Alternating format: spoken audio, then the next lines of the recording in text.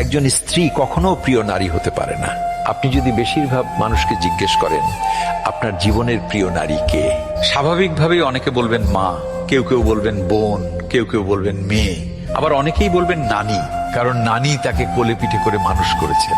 কিন্তু আমি ভীষণ অবাক হই, এমন একজন মানুষও নেই যিনি বলবেন আমার জীবনের প্রিয় নারী আমার স্ত্রী। আসলে বাঙালিদের সমস্যাটা হলো স্ত্রীকে ভালোবাসি বললে মান সম্মান কমে যায়, স্ত্রীর কাছে ছোট হতে হয়, লোকে বউ পাগল বলবে, আবার অন্যান্য পুরুষের কাছে নিজের পৌরুষত্বটা একটু কমে যায়। আচ্ছা, এমন একজন পুরুষও কি নেই যার অসুস্থতার সময় তার স্ত্রী হাসপাতালের বেডের পাশে নির্ঘুম রাত কাটিয়েছে, কিংবা বাবার বাড়ির বিলাসবহুল বাড়ি ছেড়ে একসাথে জীবন যুদ্ধটা করবে বলে অল্প বেতনের ছেলেটার হাত ধরে বাড়ি ছেড়েছে? শ্বশুর বাড়ির ঝাল তরকারি খেতে না পারলেও বাবার বাড়ি থেকে ফোন এলে ঠিকই বলেছে আমি খুব ভালো আছি।